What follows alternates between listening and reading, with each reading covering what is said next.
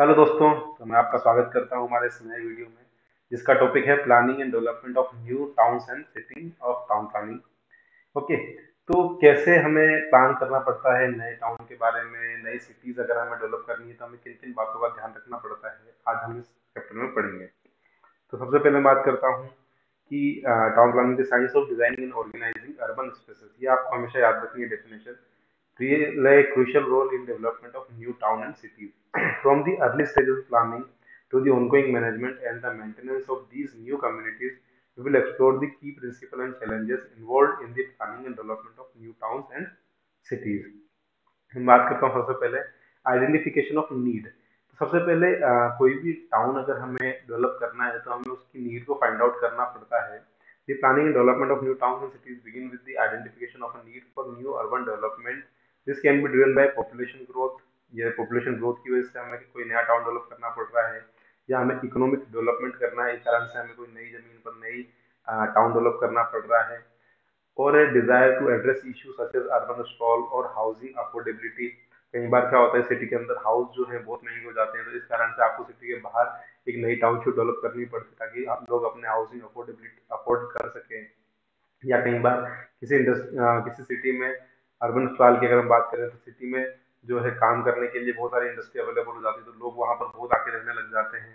तो उनके लिए भी हमें कुछ अलग से व्यवस्था करनी पड़ती है।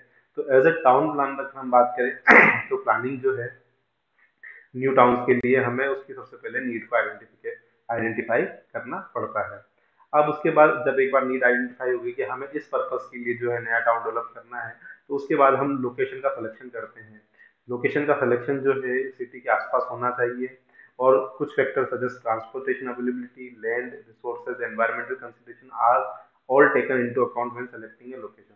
तो ऑब्वियस सी बात है, हमें हर चीज का वहां पर ध्यान रखना होगा कि भैया ट्रांसपोर्टेशन जो है वो मतलब ट्रांसपोर्टेशन फैसिलिटी अवेलेबल है या नहीं है, लैंड कितनी अवेलेबल है, एनवायरमेंटल फैक्टर्स कैसे हैं वहाँ पर। हर एक चीज़ का हमें, जब भी हम कोई न्यू टाउन डेवलप कर रहे हैं तो वहाँ पर इन चीज़ों का हमें ध्यान रखना पड़ता है। अब मैं बात करूँगा कॉम्प्रिहेंसिव प्लान की। जब हम एक बार आइडेंटिफाई कर लेते हैं, उसके बाद हमें कॉम्प्रिहेंसिव प्लान बनाना पड़ता है।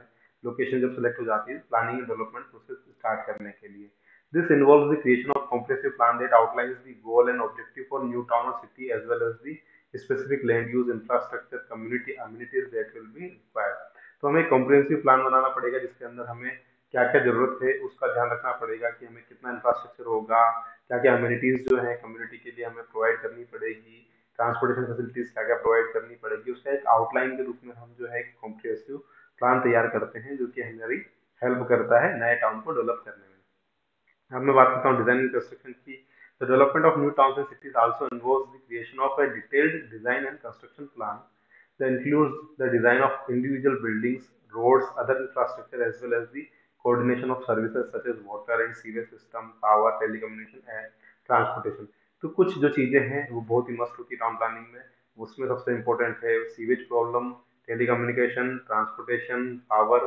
तो इन सबको हमें उस पर्टिकुलर टाउन में बहुत अच्छे से प्रोवाइड करना है ताकि हम उसका जो है बहुत अच्छे से यूज कर पाए।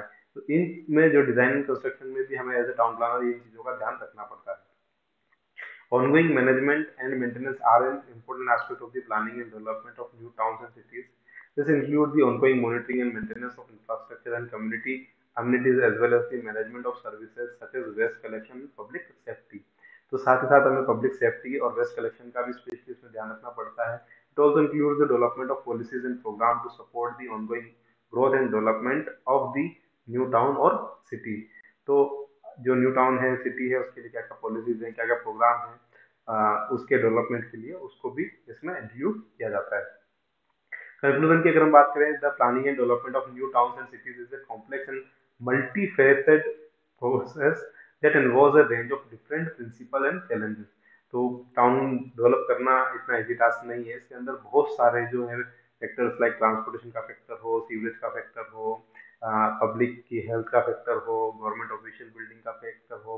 देर are number of various circumstances जो कि उस चीज को अफेक्ट करते हैं। तो हमें उस पर्टिकुलर नीड के अकॉर्डिंग हमें उस जगह के लिए डेवलपमेंट के लिए काम करना होता है। From identifying the need for a new urban development to ongoing management and maintenance of new communities, understanding the three principal and challenges involved in the planning and development of new towns and cities is essential for creating livable, sustainable and resilient urban spaces. I hope आपको ये चीजें अच्छे से समझ में आई होगी। Thank you so much.